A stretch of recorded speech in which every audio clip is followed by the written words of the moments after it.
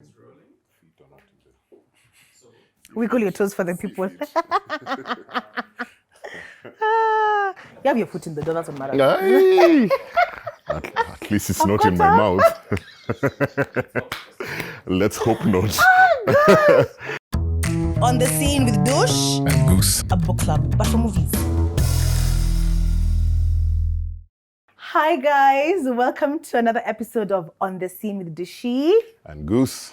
Yay! So, we are a book club, like a book club, but for movies. Exactly. And today our first film of the day is going to be Gladiator. So, Gladiator. Few facts.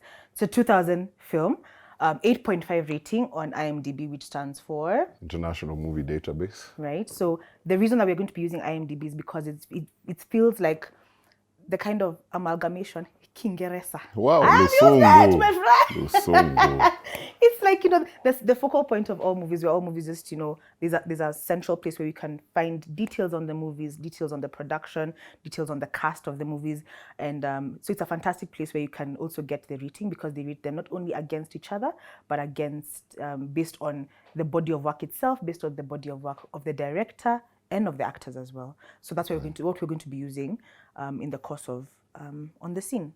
So it's an 8.5 rating, and I think it could be higher, personally. Yeah, for sure. What do you think? Of course, I'm biased because this is my favorite movie of all time. Like top? Top. Okay. I think this movie has everything a movie should be. So obviously, I think it should be more of a solid 9. Right. So yeah, it is my favorite movie of all time, and I'm excited to do this with you. So I think let's get into it. Let's get into it. Yeah. So we're going to start with the plot. So walk us through what the plot for Gladiator is. Okay, so obviously this is an epic movie set in the Roman Empire times.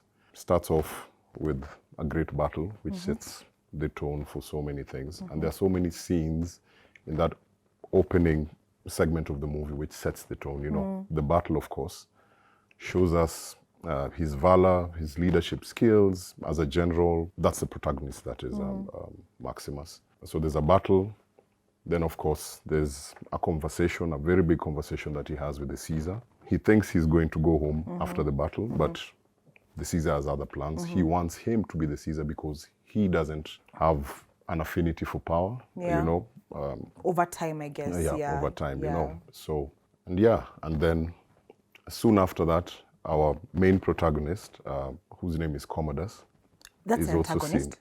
Oh, sorry, That's the it. antagonist. Also, just to Yeah. note that the difference between a protagonist and an antagonist is that the fact that the protagonist is kind of like the hero, Yeah. and the antagonist is quote unquote the villain. That's the simplification Yes. of what the two of them are. So Yeah. the protagonist for this one is Maximus. And then and the antagonist is Commodus. Yeah. Who's now the son. Who is the son of the Caesar, of Right, course. right. And he walks in conveniently as the battle has Saunters. already See, been... he saunters. saunters, Galloping. as the battle is already Yeah. dying down. He's like, did I miss it? Yeah. What did I miss? You know those guys even As you in can real tell, I life. don't like him. Yeah. Yeah. I think that sets the pace for the pace, movie. it does. And then, of course, the unfortunate events which follow, all the drama of, you should be the Caesar, and you can't be the Caesar. And Commodus now kills the Caesar himself father. so that he can usurp the power from him. Right. And then enslaves Maximus and orders for his death, but he survives. Because he's a bad man. Yeah, nulem Bad man. Otero. Otero. Otero. Oh, but he's a bad man. Yeah, He's so- truly a bad man. Of course, the movie is based on his travails, as Travails. you know, You will finish the English. trials and tribulations as a as a slave it's true. slash Right, and how he rose you the know. It's actually, I was relating the journey between the time Maximus was enslaved and the time when he now rose back into, his glory towards the end, when he revealed himself and not towards the end of the movie. I felt like it was, is it Joseph, like a Joseph story? Oh, Think of Biblia. multicolored coat. Yeah, Yeah. like, had to go into the trenches and then build right back again. Yeah, fair enough. Yeah, I found that beautiful. Oh, Just we've the actually journey. gone religious with movies. Okay, cool. So, I'm a child of the Most High. So yeah, so that's pretty much just the basic plot of the movie. yes. So we're going to start off at the battle at the beginning. So in Please this take battle, us through that first scene that you fell in love with. so sweet.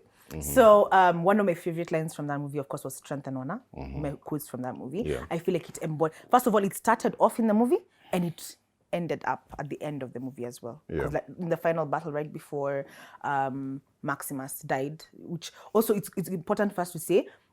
This has a lot of spoilers. As you can tell, this is one big spoiler. So, yes, Maximus in the end, of course, dies. He mentions strength and honor, and I think it also embodies who he is. He's a man who is a strong man, and not just a strong man physically, but a strong man in character. Yeah. And he values honor, and he's an honorable man. Nasi honorable to your politicians. He's honorable in how he carries himself. And I really loved that character. I fell in love with Russell Crowe. Also, and I come find your movie, and as I get all the cake, fine, thanks. So sweet. He was As a Valentine's cake house. Okay. Na Cake City, Zote. So his fun fact also, just to add here, initially the part for Maximus was set to be played by Mel Gibson. Yeah. I don't think I would have wanted to give him my kicks after that one. Why not? Why not? It's my preference. Have you seen him in Braveheart? No. Have you seen him in even Braveheart? in Braveheart, there are particular people for me, even when they were younger. Yeah. It doesn't matter. Youth was not a factor. Yeah. Yeah, because even Silver Foxes, anyone can get it. You know what I'm saying?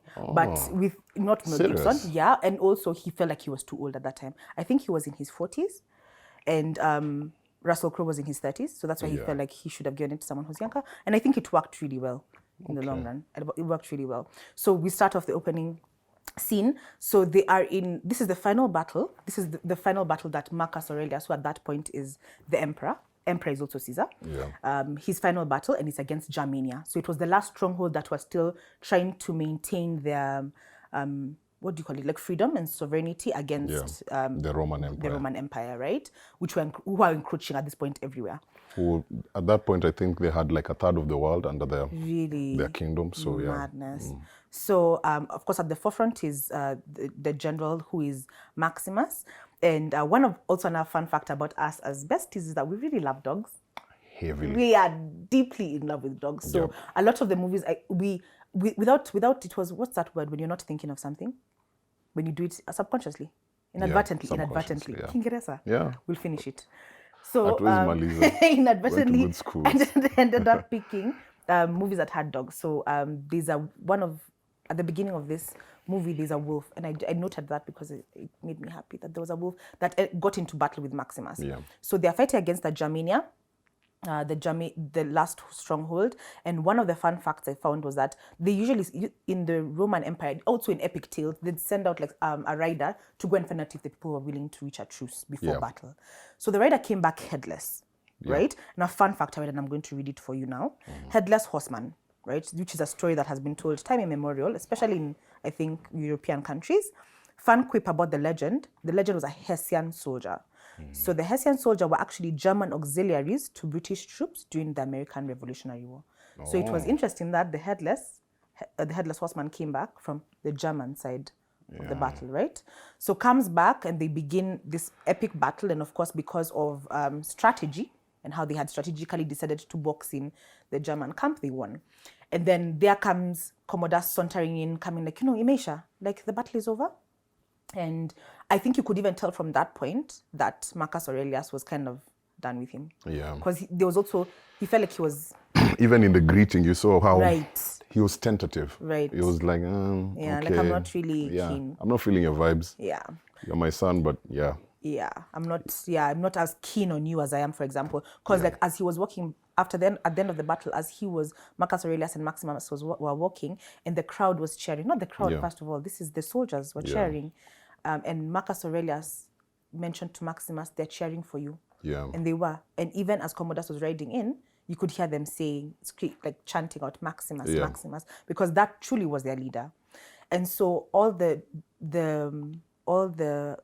events that happened after that with regards to now Marcus Aurelius sitting down with Maximus and telling him that he wants to leave power to him because he knew his time was coming to an end. He could, at that time, they weren't living so long. And he felt that his time was about to come to an end. He felt like he was about to die. And he mentioned that he wanted him to take over and become the ruler of the people. And when he mentioned this, of course, to his son, didn't take it very kindly. And then chose to kill him. It should be mentioned even from the beginning, even from the opening scene, you know, when Commodus walks in. I don't know, I equated him to, I don't know, if he was in modern times, you'd be like, my dad is a lawyer. You know what I'm saying? That guy who wears the sweater. Yeah, you know who my father is? Because he's entitled, he's haughty, he's, you know. He has an air about him. He has an air about him. And he thinks he's automatically someone because of who his father is. Exactly. And I think he embodied that so well. And I think Joaquin Phoenix did a fantastic job. I think for a good movie where there's a protagonist and an antagonist. Right. He made a really good antagonist. I think also the protagonist is only as good as the antagonist. And I think you see it in so many movies. If you're the hero or the main character, you're only as good as the guy you're going up against. If that guy is really good, he even makes you better. And I see it so many times. And I feel like for me, why this movie was so great is because Commodus was the antithesis of Maximus, exactly in everything. Right. Where one was courageous. Right. One was, he was actually a coward. Yeah. And you know, he hid behind the throne, he hid behind the power, the title of Caesar, you know. Right. And everything that came with the trappings of being the son of a Caesar, you know.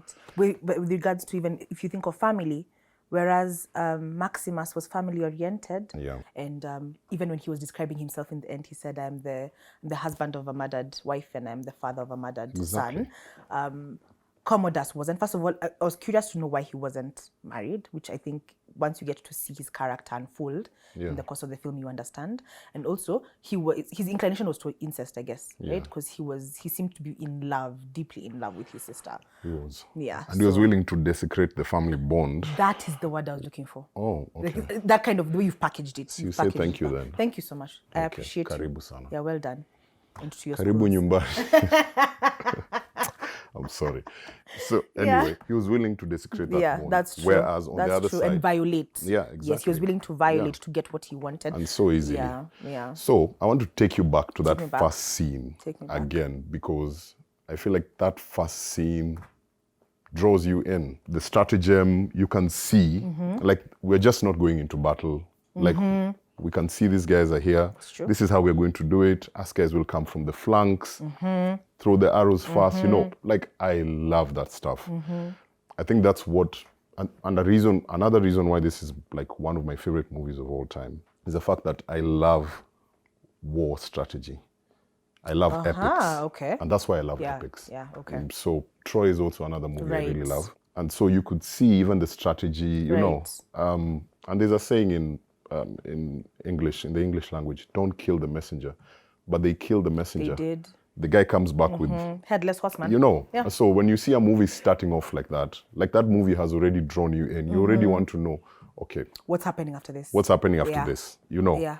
And then, of course, you see the hero riding in with a horse. Right. And, you know, and killing people and almost nearly dying. This is the first 10 minutes of the movie, by the way. Actually, we have not even gone... Could I give you a fun fact as well? Yeah. Also, a part that they showcased Maximus's bravery. Yeah. Right? So in the beginning of the movie, while they're still organizing themselves before the headless horseman comes back, before the messenger comes back, right?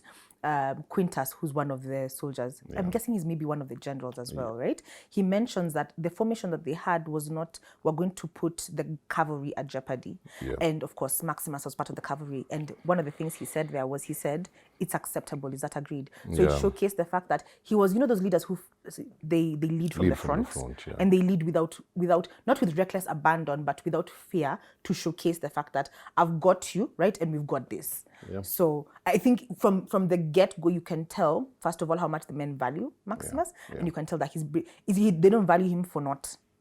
They value him because he deserves the praise and the accolades and, you know, the respect that he has garnered over time. And also, like, I think one final thing in the maybe opening scene, just the cinematography, like the way they shot the fight scenes. I think I've said this time and time again, and the people who know me know I'm always gushing about this movie. This movie, 20 years, 22 years later, is still relevant. It could come out today. Right, and you'd still enjoy it. And you'd still enjoy it. Have you ever seen, like, when you watch some movies, like, say, a movie that was made in the 90s, and it had some CGI, and now when you look at it, you're like, just like, what was that? I can see Yes. your socks, Yeah. and you're not supposed to be wearing socks. Yeah. You know what I'm saying? Yeah. But when you watch Gladiator now, you can still see, Right. like, it can still stand the test can of still time. stand. It wasn't the highest level of CGI, but the cinematography was It was done. exquisite. It was done quite It was well. brilliant, Yeah. and I think that is introduced to you at the beginning, and you already know, oh shit, we're in for a ride.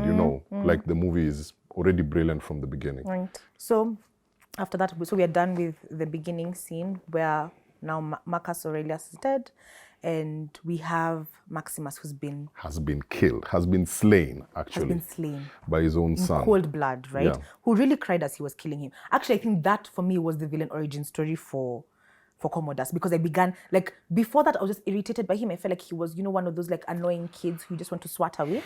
But then Yeah. I was like, ugh. But I feel like he had it in him. Yes. He had the entitlement all through. Yes. And this was just one of the ways he could get the title. Right. I just thought the way he went about, because you see that was cold blood. Yeah. Like he hugged him to death. He smothered him. But do you think he wanted to kill him, or did that just come to him as he was? That's a good point, yeah. Because for me, it was a moment of passion. I felt like it was, I hate you. How could you do this to me? And then it was, I hate you. How could you do this to me, actually? Right. Like, how could you possibly? How could you possibly do this to me? I don't know. Maybe. Like, you could interpret that scene in any way you want. And I feel like that's also part of why it makes the movie great, because it leaves you guessing.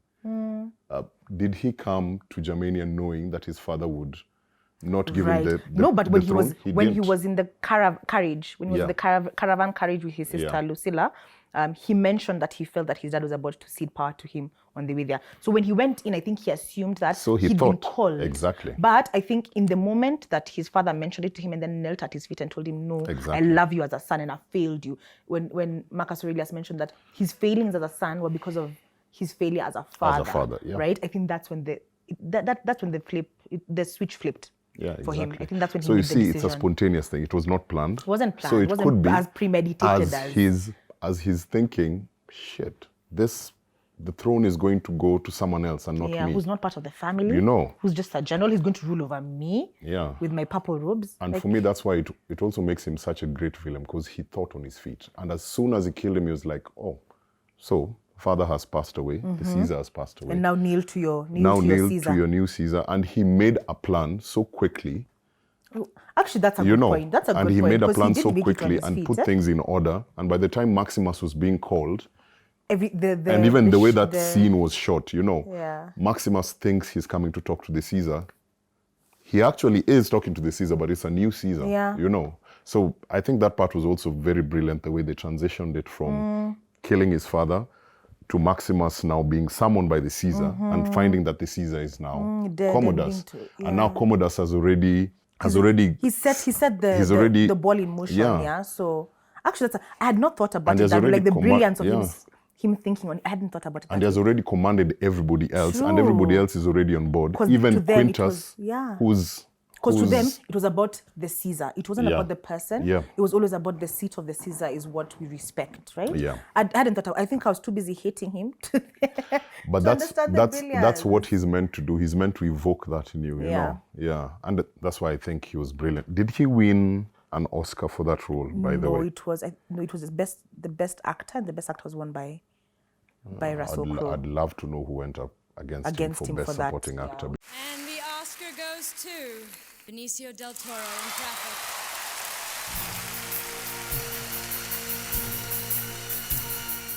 Tell me what your favorite scene in the movie was. Do I have a favorite?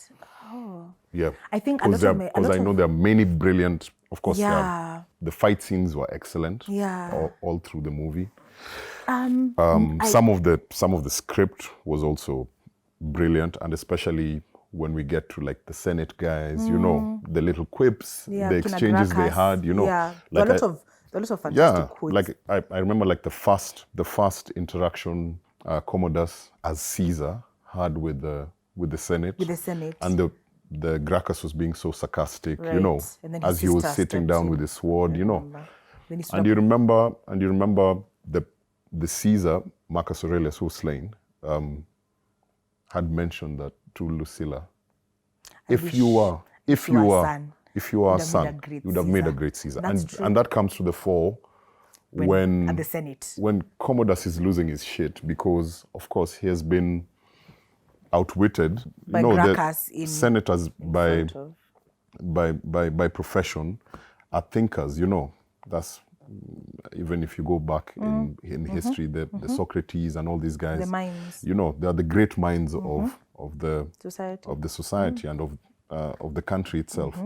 So of course they outwitted him in the Senate, and he was embarrassed, and he wanted to take punitive measures, but Lucilla stepped in with a light touch, you know, and you can see it throughout the movie. It's true. You know, Yeah. the touch of a woman. You don't need to be forceful. You don't need to be visible all the time. You just need to be on time and Power isn't in tune loud. with it. Yeah, it's not Power loud. doesn't It's scream all the not. time. Yeah. Power also has it moves almost like water. Exactly. Yeah. And now, if you compare the kind of power Lucilla had, and especially over Commodus, and then the power that Commodus had and was wielding, and then also compare that to the power that Maximus had, they really blended all those things very well. Because I feel like power is also one of the themes in this. It is. And It is. as we started, you remember, you mentioned that Maximus was leading with a different kind of power. You know, his power comes from leading from the front, by doing, the front, by yeah. action. Commodus's power comes from a lot of I am so and Who so. I am. My So you title should. is Yeah, you know. respect me. Yeah. Yeah. And I think they played on that very well. And now, of course, also at the Senate, whose power also comes from a lot of talking and, you know, and thinking. So, yeah. I also liked the fact that how they portrayed Lucilla in the film. Yes, there are sexual components to her presence in the entirety of the movie, but I love the fact that there was also the idea of power behind her. Yeah. The power to also sway Senate, because as she was able to help Commodus control his emotions during that first Senate meeting when he felt like he was being overrun. Yeah. There's also the way Gracchus approached her. Yeah. Because the minute that she said, "Don't worry, the Caesar will handle these matters." There's a way that there's almost a reverence to which to how they communicate with her. Yeah.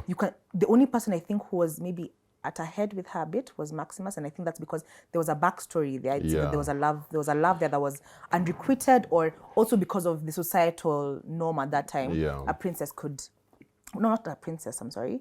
What is she?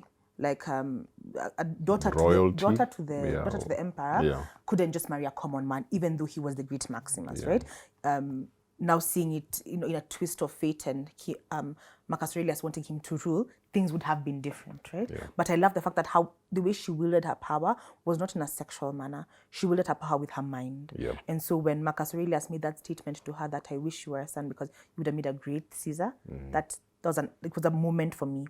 So favorite moment, one of my favorite moments of that movie was when during the fight in the Colosseum, like one of the big fights in the Colosseum, I think it was the first one, and the team from Proximo, the warriors, the gladiators from Proximo's side had come to fight at the Colosseum, and when they won, everyone was calling Maximus the Spaniard, right?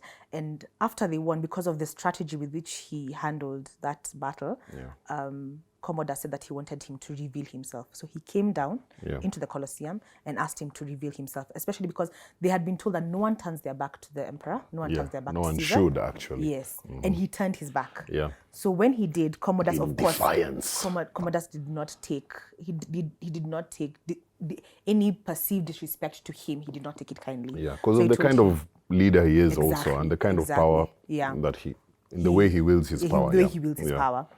And when he revealed himself, that moment for me was made not only by the moment of him saying, I am Maximus Decimus, can't remember his last, Meridius. Yeah. and all the words that he said, which were a moment in themselves. But the music, my goodness. I remember going through it and actually writing it down because I felt like one of the big parts of that movie for me was the soundtrack and the score and the music in its entirety. Was of course done by the amazing, the brilliant Hans Zimmer. Yeah. And the lady who sang a lot of the songs, because there was also vocals. It wasn't just is it called a cappella? Like when there's no words, yeah? Yeah. It's called a cappella. Yeah. So it wasn't just a cappella. There was also a lot of singing, beautiful, just haunting singing by this woman called Lisa Gerrard. Yeah. They actually it was so composed a emotive. lot of the music together. They did. Hans Zimmer. They did. Wow. And also, fun fact, they had asked Luciano Pavarotti to be part of the film, and he said he declined. Yeah. So that's how Lisa Gerrard Big ended mistake. up getting onto. But I think her voice was haunting. It was beautiful. It was emotive. It was that the music made that film in a lot of ways for me. It made, and I didn't pay attention to music as much before. Yeah. But after watching Gladiator, I remember like my ears kind of opened up like a doggo. I was now more aware of when I hear sound and how it can transform a scene for me. So that scene, probably one of my favorite scenes of that movie. It was magical. It was the silence, the cinematography, how the cameras were moving. The feeling, I got goosebumps. I enjoyed it. I enjoyed it, Sana. So that was definitely one of my favorite scenes. Did you watch this movie in the cinema? No, I did not. You in watched 2000, it how old at was home? Oh, okay. Because us guys, I watched this in high school. So You were in high school? Yeah. So they set up He's old. for us. I just like to say he's old. Yeah, like That the age, man. movie. Even you've aged well. Yeah. You still aged well. So we don't Aged well. Yeah. So my favorite scene, and I don't know how you couldn't tell this. Before they go to the Colosseum the first time, before they get to the Colosseum, Yes. there's a second time when they fight in those Gikomba-like places, you know. Yeah, You know, like before you make it, before you make it to... Basketball fight club. Yeah, the small fight Kadogo. club, yeah. So now there was a second one. Yeah. When now Maximus was pissed, so he got in, killed everyone in When he was alone. in less than 2 minutes, Yes. because he was fighting like Yes. 7 or 8 guys. And he walked in Bad alone, guy, by the way. Otero, Msemzi, Then of course, he throws his sword down and he turns to the crowd like, are you not entertained? Are you not entertained?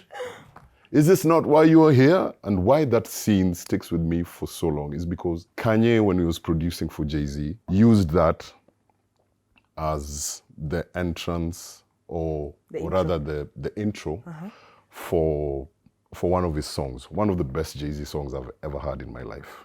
What more can I say? Is that the intro? Yeah, that's the intro. So it's, are you not entertained? Then you hear Jay-Z saying in the background, is this not why you are here? So for me, the merging of those two worlds for me was absolutely ridiculous. One of my favorite, most brilliant artists to ever do it. Yeah. And one of the best movies I've ever watched. And the guy who also produces, I don't know what I can say about the Kanye. Production for the movie or production? No, for the album and also for the movie, the way he did. And if you watch, there's a documentary called Fade to Black, which shows the making of the Black album. Right. So you can see Kanye actually mentioning, I want it to be like a movie, I want it to feel like people are being introduced to something epic, And he's saying that, and him and I can't remember the other producer, I think he's called Young Guru or something, put this at the beginning, that part at the beginning of What More Can I Say? I don't know. You guys, if you've not listened to the Black album, please listen to What More Can I Say? And just watch the movie also. It will even give you more goosebumps, I agree with you. So was there anything that you thought about the movie that was not up to scratch? Up to scratch. And this is probably a stretch, I don't know. Maybe us being a bit hypercritical or nitpicky, but was there anything that you might have picked up on that you thought, or maybe even a hole in the plot somewhere? Maybe a moment, maybe hiyo CGI ilislip kidogo, Right. you know. I wasn't. The thing is, with the CGI, I didn't pay too much critical attention to it. Yeah. Because something that you've taught me to do, especially with movies, is to enjoy it. Yeah. Right, and not to For what it is. For what it is, Yeah. and be in that moment. So I try to watch it as much as possible with that in mind. I think. Well, and maybe this is a testament to the pride with which Commodus carried himself and his title, and Yeah. he felt like maybe he was above particular things. I feel like the measures he should have taken against Lucilla to protect his crown should have been greater. If you're gonna be ruthless, do it to the max. That's just right. So I felt like he could see things, and he was letting her get away with things that With a lot, with a actually. lot. He actually let her get away with a lot. And I feel like, that was his downfall eventually. Right, it's true. She was Yeah. his downfall. But you see, if he wanted to, if he was going to be the ruthless leader that he wanted to be, he started off his leadership by killing his father. I feel like he could have been more ruthless. Of course, the plot would have taken a completely different turn, because then there would have been no final glory to Maximus's journey, right? Yeah. But I wanted more. I wanted more villain from him. I wanted more antagonist. Sorry, not villain. Okay. I wanted more of an antagonist from him. I think, especially with her son, that's a pawn that he could have used better. Yeah. Right.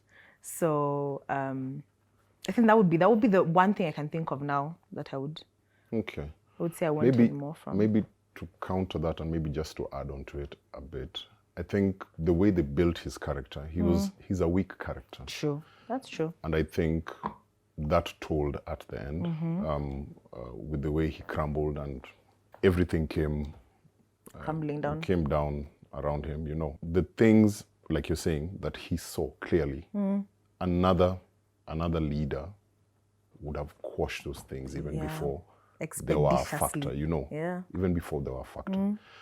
So I don't think he was ruthless. He wasn't.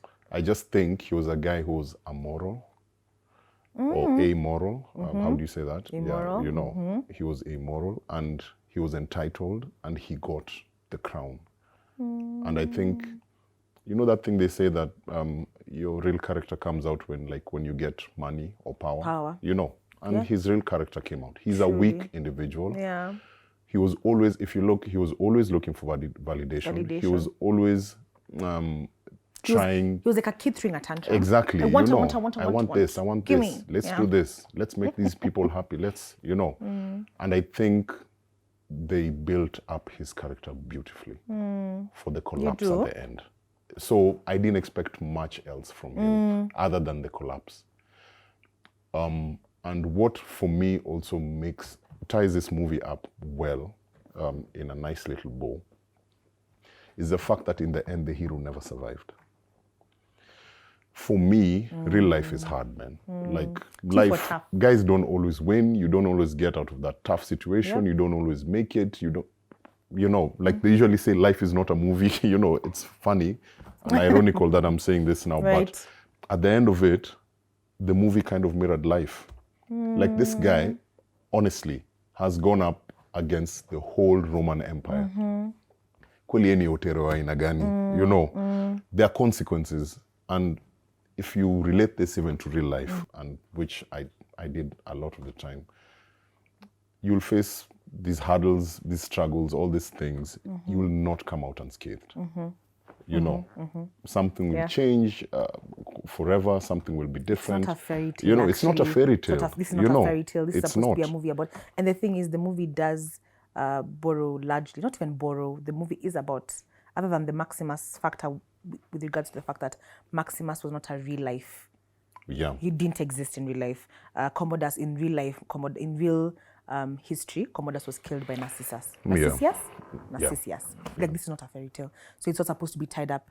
There's a movie I'd like you to watch now that you've mentioned, that just the idea of an ending that's more realistic than, you know, that sometimes when epic tales try and make it to like the hero wins in the end, the protagonist wins in the end, right? Yeah. There's a movie that came out this year called The Northman. The Northman. Is it an epic? Yes, it is. Sold. And it's about the Vikings. To the lowest bidder. It's about the Vikings. Yeah. It's a really, For sure, I'll watch it. thoroughly enjoyed it. Wow. It's the ending, I think, for me, took my breath away.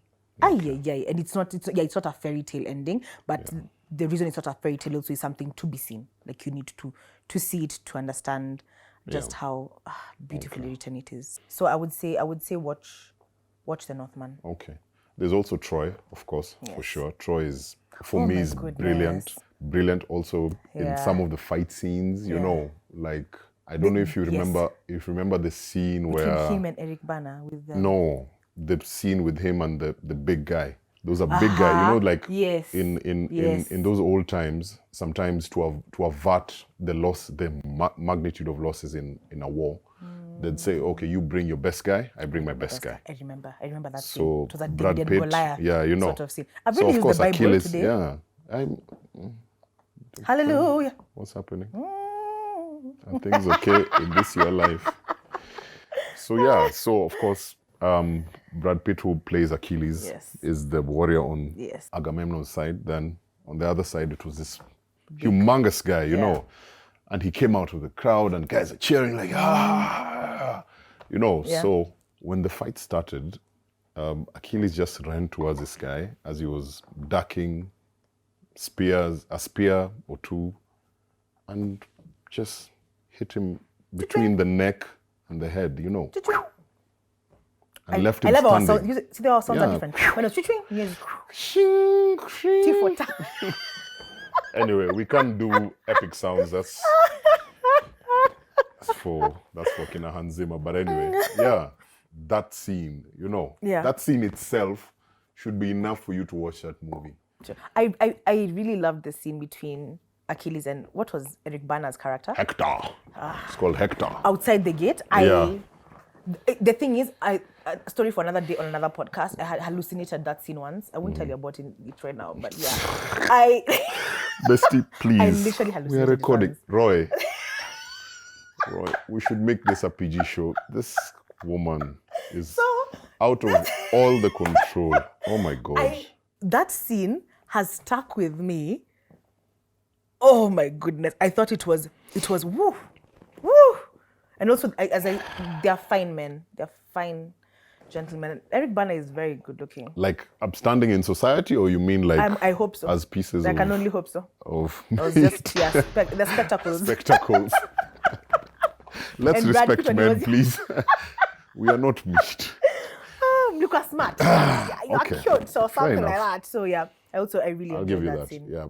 Actually, also 300. Yeah, 300 is also...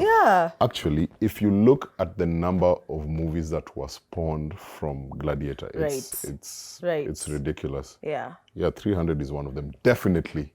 And especially with the shouting and everything, you know. And the because if you look at, if you look at the scenes, the most integral scenes of the Gladiator, if you look at those moments, even you and I have picked, those have been replicated time and time again in 300, you know. Even in Troy, you'll see it in many other movies. What would you, let's talk about the director, Ridley Scott. Is there anything, I know there are some movies maybe you'd like to speak about that he has directed. Can I remember the movies? Let me give you one that I think for sure I would recommend, American Gangster.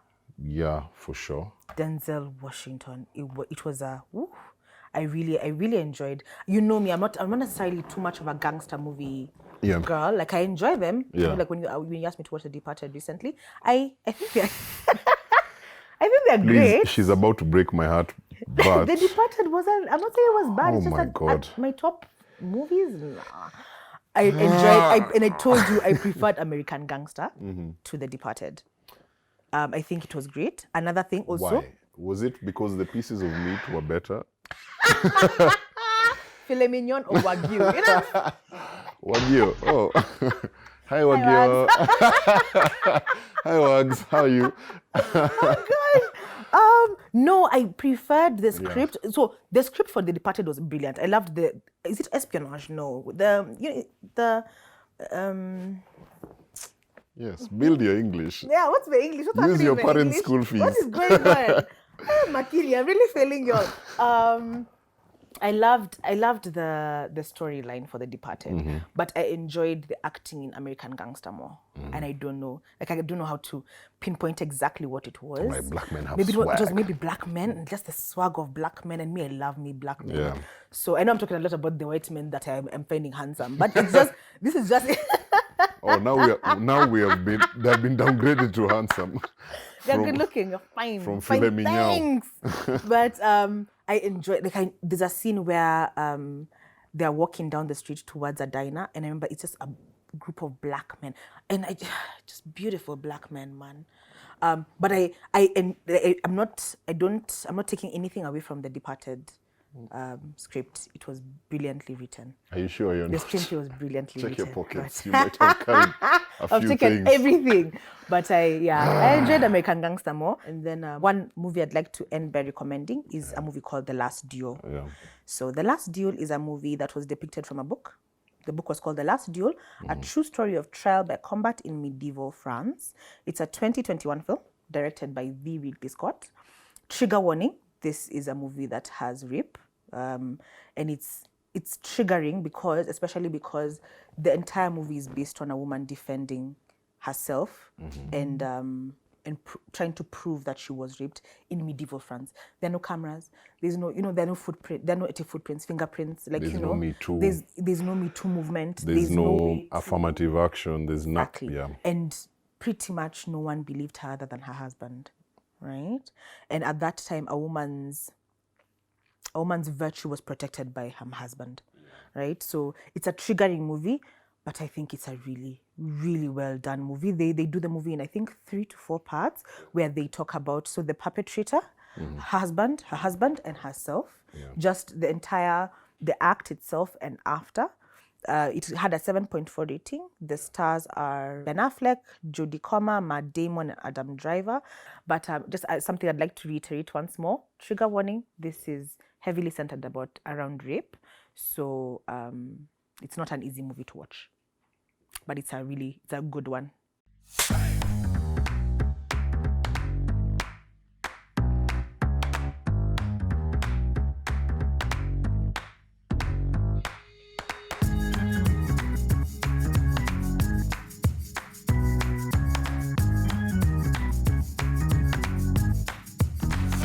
What would be yours? What have you watched recently that you've loved? Actually, my recommendation would be The Sacred Killing of a Deer. Oof, yeah. An A24 production. Which Roy and yourself put me onto. I absolutely loved that movie. It's weird. It is. It's chilling. It's entertaining. It's a whole adventure. It's a wonderful movie. It's not what you're used to, but if you give it time, I think you can get into it and you'll really enjoy it. So The Sacred Killing of a Deer, an A24 production. It's brilliant. Yeah. Anything you watched that you were just like, what is this? Bestie, you've put me on the spot. I'm guessing you don't. Do you have one that is really bad? Do you know what I do? I was not prepared at all. So I'm going to give you guys a movie I watched recently that I had hopes for, and I didn't enjoy it. It has a 4.8 rating. And I know I said earlier, don't pay attention to the ratings, but pay attention to this one. This is 4.8 4.8 on IMDb or 4. Oh, wow. On me, it might be lower, like in my rating. It's called The Devil You Know. I hadn't seen Michael Epps in a movie in a while, so I really wanted to, enjoy it. I don't know whether I was carrying the expectation from Love and Basketball or what was going on. Is it Michael Epps or Omar Epps? Omar Epps and Michael Ealy. Thank you. Yeah. So it's Michael Ealy and Omar Epps. Have you ever watched a movie and you feel like first of all, we're not professionals, right? We're just two best friends who enjoy movies and want to talk about them.